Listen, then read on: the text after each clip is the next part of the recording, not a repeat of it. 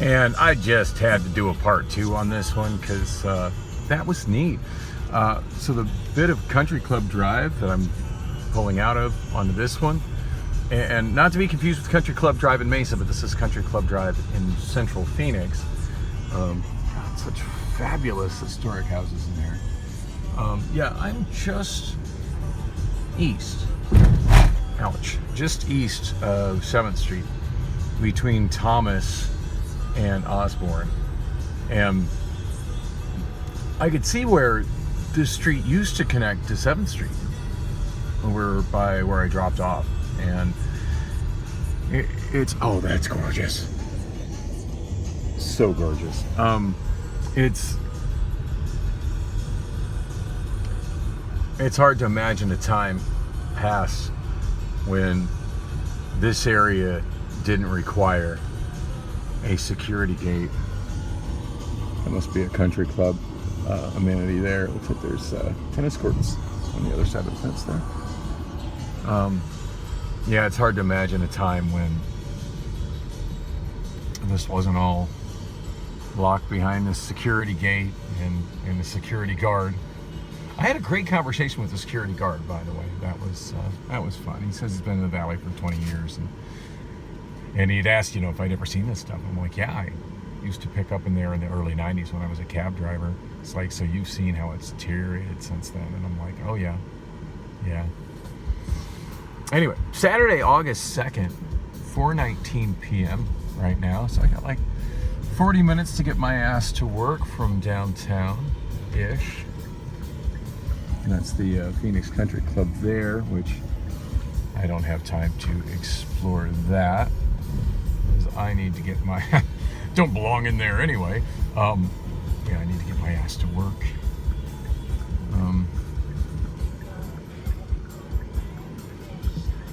Yeah, there used to also be an entrance on Thomas Road, and that still shows on the map. And as I was coming down Thomas, I picked up at the Home Depot that's near my place, which has become so ghetto that now they've got one of those portable security trailer camera things that has little blinking red and blue lights on it, and shoots footage all the time. Occasionally puts out announcements saying, this is private property, you must disperse at once. Although there's a 24-hour Walgreens there, so they can't really say that nobody can be there, at any specific time. But it plays classical music, as far as I can tell, 24/7. I know some places they've started playing classical music at night to try to run the homeless and the deadbeats off. But nope, that parking lot, 24/7. It's the sound of that Home Depot, and I've been picking up at quite a few Home Depot locations since I've been doing roadie, and it's the only one I can think of that's become so ghetto that it needs to play classical music in an attempt to make homeless people not want to loiter in front of it. And I'm not sure why that's such a deterrent to homeless people, other than I guess they just aren't cultured enough to appreciate it. I for one like classical music, and I like most of the music they play, but the fact that it's played on like a PA horn type speaker as opposed to a nice full range speaker makes the great music sound absolutely horrible. But it's I don't know, it's a thing. It's funny, it amuses me, and I should really get a video and record some of that over there, because that I had several vlogs where I went into that parking lot when I was walking everywhere, and I haven't noticed since they put that in if the Walgreens is still playing music to try to run people off. But for the longest time, that Walgreens on the same corner there, 36th Street and Thomas, was playing a loop of the William Tell Overture, which I just thought was hysterical. But it does seem to be a more diverse selection. We're getting right by another one of my favorite free chargers. It's like down an alley that direction. Anyway, I think I'm gonna get to work on on time. It's 22 after, and I'm getting on I-10 right now. I haven't checked the traffic on I-10, so hopefully there's no accidents or anything else that'll make things problematic. Oh, a sign that says to expect delays. That's not a good sign. Doesn't look bad, though. Those are the only words I saw on that sign. It blinked so fast and I wasn't expecting it. I just saw expect delays, but usually if we're going this fast into the tunnel, it'll be a good drive. So, it always makes me so nervous. There's just that tiny bit going into the tunnel where, because of the change in brightness and the contrast, I just cannot see anything beyond it. And I feel like there's been accidents from other people just going into the tunnel fast and the traffic in the tunnel being at a standstill. But, I've certainly had my moments where it's I had to kind of jump on the brakes and pray the person behind me wasn't riding my ass. But it's only happened to me a couple of times, and I'm super, super cautious every time I enter the tunnel in the daytime. As much as I would imagine that change in brightness messes with everybody's eyes, it really messes with what's left of mine.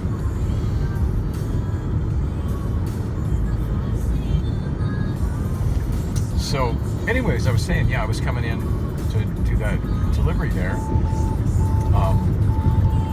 down Thomas, and the gate where you used to be able to enter the Phoenix Country Club from Thomas is fully closed now, and it looks awful. That whole gate along Thomas just looks like a prison gate or a really bad like industrial security gate, not a gate for a nice country club.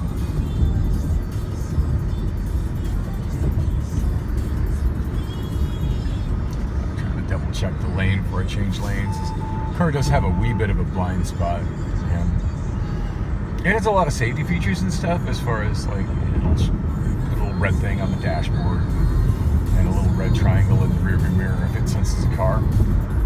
Sometimes I'll see that when I can't really see the car, but I don't know, I'm kind of an old school driver, so I still like to turn my head and look, make sure that there's no cars hiding there. Engage the Smart Cruise. That makes driving a lot easier. And ramp up the speed to 69. That's a happy number. So yeah, this is the only delivery I did today for Roadie. I've been awake for a few hours and mostly just lounging and relaxing in bed. I did clean up a bit of a mess in my bathroom and hallway. So, is my apartment cleaner? A little bit. Is it clean? No. But, I feel like I made some notable progress today, some really important progress, so that's kind of a big deal. The last hour and a half, I've been somewhat watching Roadie, and every time something popped up nearby, I would put out a bid for it, but the three words that I've said best describes the Roadie experience is offer not accepted, and that just kept every time. It's an offer not accepted. And I'm really not sure what the basis is of, how many. There's no way of knowing. It's not like the old days of cab dispatching where you can hear the dispatcher and you can hear the other cabs bidding and kind of have an idea of like what you're competing against. You just, and the markings of the pavement are making the lane assist want to do weird things. It does not like this bit of road at all, by the way. ADOT, please redo the lines, make them visible. I'm sure I'm not the only car with lane assist that just does not like this. I could turn it off. I could, but I just kind of leave it on out of habit and make sure I keep my hand on the wheel and be ready for it to do weird pulls in places where the lane lines are not very visible. Anyway, as I was saying,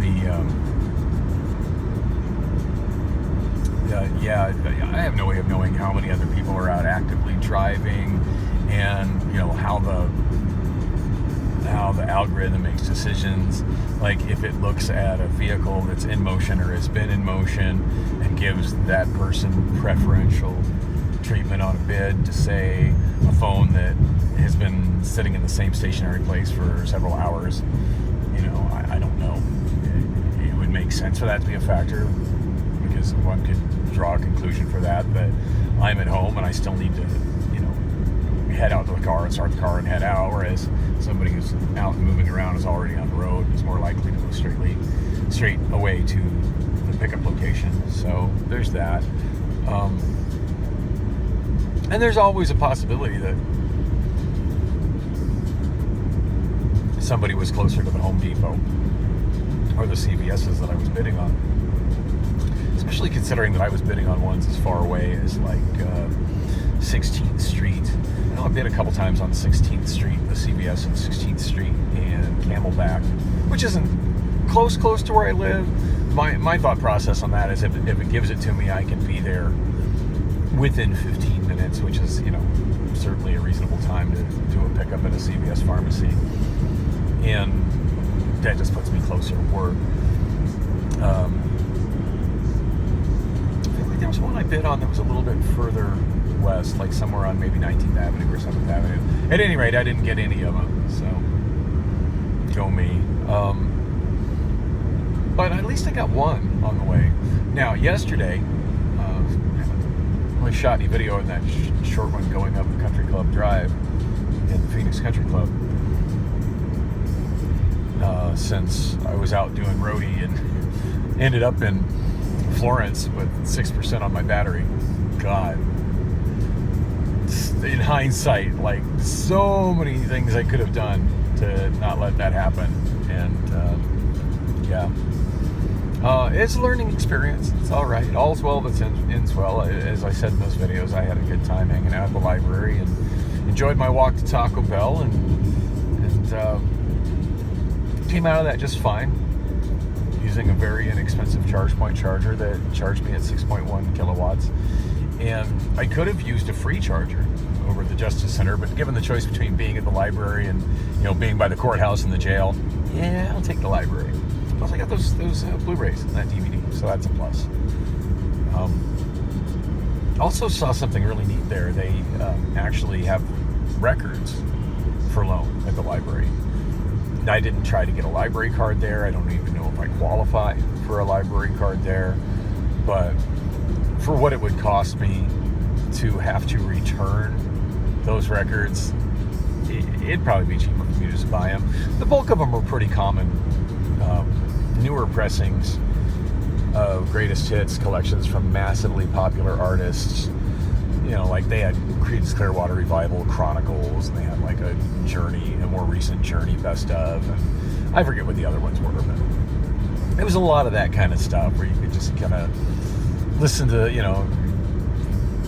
new to vinyl. I think that's kind of their target audience for those, is young people that are new to vinyl. You could kind of listen to the biggest hits of a legendary artist and get to know them. But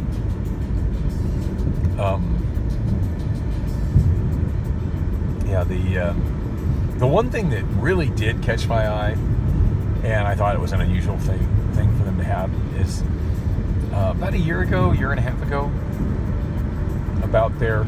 Dolly Parton did a rock and roll album. And I don't know if I mentioned this on my vlog or not. I've only heard a little bit of it, and that's on me. I'm sure the entire thing is available for streaming on YouTube and also on Amazon Music. I canceled my Amazon Music subscription, by the way. That app has just gone to shit. It's just not worth paying for anymore. Whoa. Blinky lights there. I should slow down. Oh, that cop's already busy. Not sure how fast I was even going. I know I ramped up the speed, but I'm kind of driving on autopilot right now. So. Anyway, they had a beautiful vinyl box set of that. I'm not sure how many. I want to say it was like 3 records. So I don't know if it had any bonus material over what the regular streaming version is or the CD version, assuming there even is a CD version. but it was a beautiful set, and I would have loved to have listened to that on vinyl.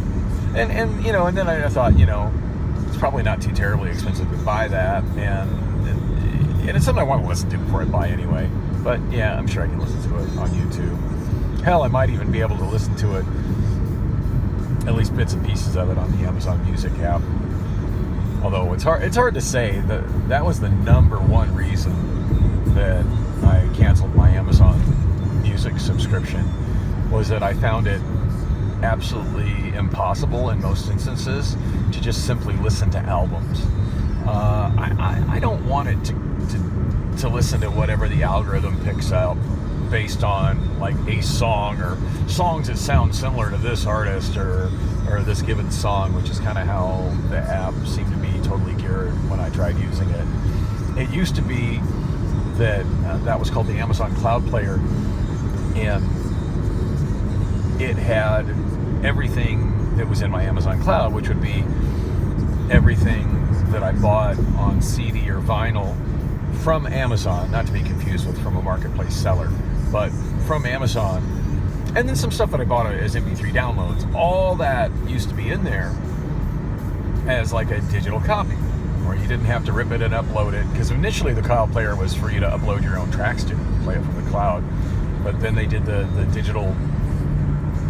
free digital copy thing, which I don't even know that that's a thing on Amazon anymore. I don't do much Amazon anymore. I canceled my Prime as well. Yeah, up yours, Jeff Bezos.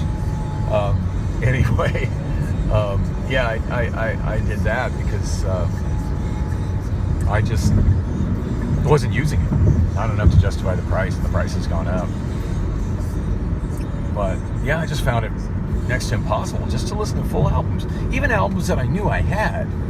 And I like to listen most of the time to albums. So, and if I do listen to that Dolly Parton album, I want to listen to the whole album, and consequently, I'm probably going to end up listening to it when I do get around to listening to it on YouTube with ads, because at least then I'll be able to listen to it without it trying to redirect me to whatever other songs its algorithm thinks I might like, because I want to hear an album. When I want to hear an album, I want to hear an album. Speaking of albums, I went to my friend Nick's record store. He's out of state. In fact, I think he's out of the country right now. So I miss seeing him, and that's a bummer. I haven't seen him since like last December or January, somewhere in there. Certainly before my iPhone broke, which of course I haven't fixed, haven't replaced. So anybody who's trying to get a hold of me on the number I've had for like 20 years, to those people, I've just, it's not even like they can't reach me. It probably comes off more like I'm just blowing them off, because I'm sure it goes to a generic voicemail that I'm not getting any contact from and have no direct contact to right now. But the phone number's still on. It's still an active phone number. So yeah, if anybody who watches this like knows me and it's like, why doesn't he call me back? That's why.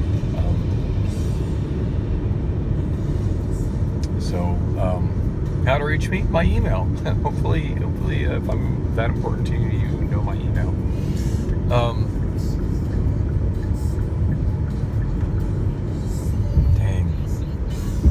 I made really good time here, but I'm torn between whether I want to go to Fry's. 4:36. I got a little time to kill before my ship.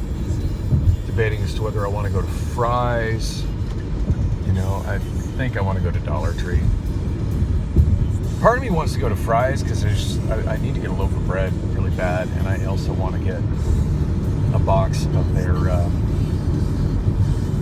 They have like a Kroger brand imitation Triscuit that's just as good, if not better, than Triscuits, and I just love those crackers plain, love those crackers with cheese on them, love those crackers with Kipper snacks on it, and there's no crackers that they sell at Dollar Tree that I like nearly as much. But I found on Saturday, when I try to pull in and out of that Fry's, I get stuck in a god-awful traffic jam, mostly caused by people getting out of the neighboring neighboring Walmart.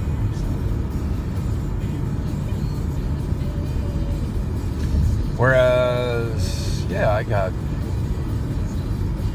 plenty of time to get into Dollar Tree. I think, well, it's 40 after. I don't have a whole lot of time, to be honest. Anyway, God, I am almost out of time for whatever I'm going to say on this vlog. I didn't expect to make such good time coming out here, but it's usually a possibility on Saturday. I just usually head out early because you never know. There could be traffic and there could be accidents on I-10 or closures on I-10 that I didn't plan for or didn't check.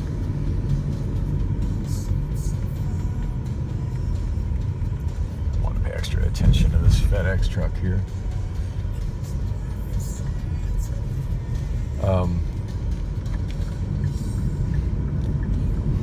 Anyway, I forget what day it was. Priscilla rode around with me while I was doing roadie deliveries.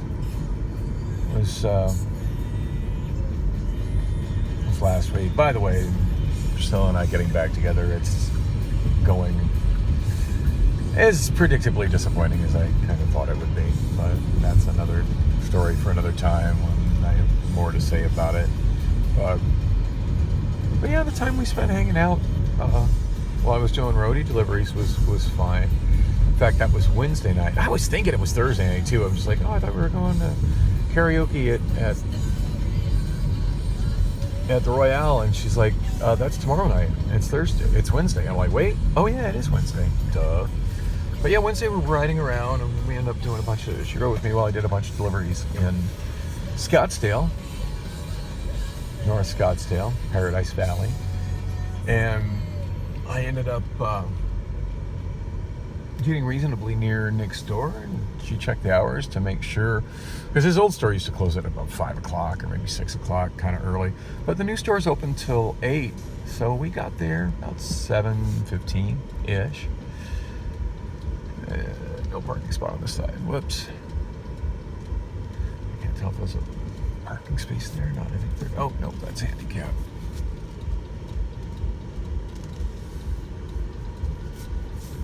And so is that spot on my left.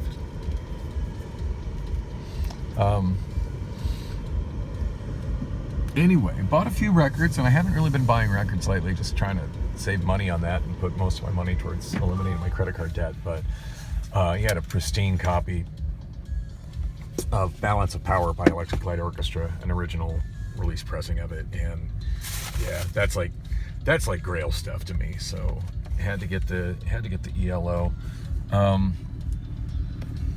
Other than that, I just kind of went through his $2 record bin and found some interesting stuff.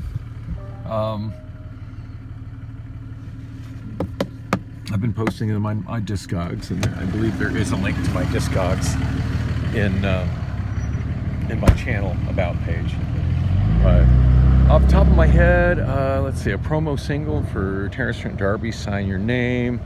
L Trim, Cars with the Boom, which I have listed that one on Discogs, but then I went into the editing portion. I think the Discogs listing is incorrect. Like, I'm pretty sure the one that I have just came in a generic sleeve, but they don't show that one in a generic sleeve. They only show that one with a picture sleeve, and the picture sleeve is 12-inch vinyl single. The picture sleeve has a completely different track listing than the record I have, so I just put in a thing in there. It's like, hey, does this match? Because it doesn't. Are we sure this is the right record or jacket for this record? Because that absolutely doesn't seem to match. Anyway, I was on my way out, and then I noticed he had a special little section for record store day releases, and I shouldn't have flipped through that. Record store day releases are always expensive, but I just had to look. Those are pretty exclusive pressings and are defined releases, and I saw something that was an extreme grail to me that I had to buy. Brand new release. I didn't even know it had come out.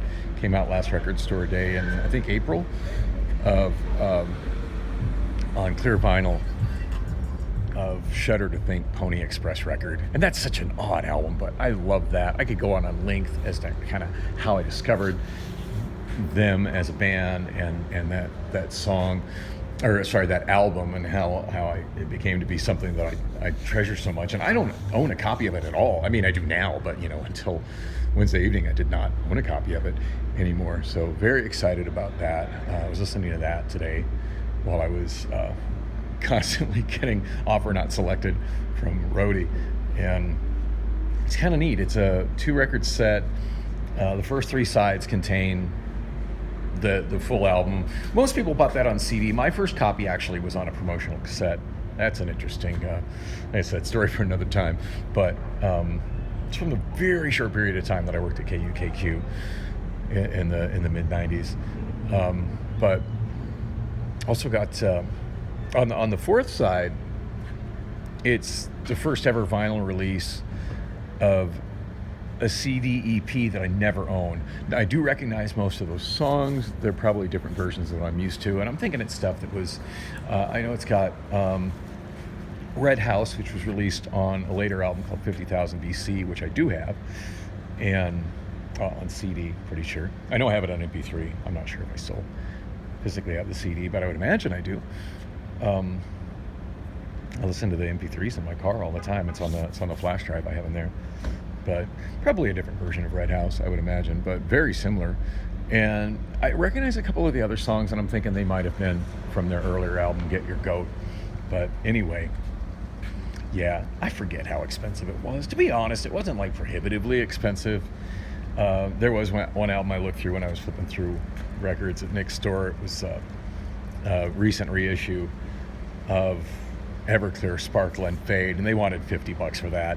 That's one of my favorite albums of all times. But you know what? My CD and my cassette both play just fine. I'm not spending $50 to have that on vinyl, just for the novelty of having it on vinyl. Sorry, not happening.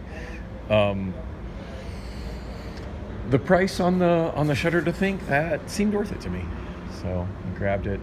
I wasn't expecting to buy anything that expensive that day. The ELO was only $10. The other ones were out of the $2 bin, but yeah, I enjoyed the hell out of that today. I'm glad I got it. I do know the last time it seems like last year at one point I was kind of cruising through Discogs and the discography of Shudder to Think listed on there, and trying to see, hey, has that album ever been released on vinyl? And it has, but not very often and not in very good quantities. And those pressings were going for, I don't think you could touch one for less than like $80-$90 plus shipping. So yeah, obviously I didn't buy one. So nice, compared to that, I got a hell of a deal on this new pressing. Especially since it's got that extra side of material that was not on the original album, which I enjoyed. But I was going to say something else about Discogs, but now I don't remember. Anyway, I better get my ass inside the store and get some food purchased. Otherwise, I ain't going to have time to do it.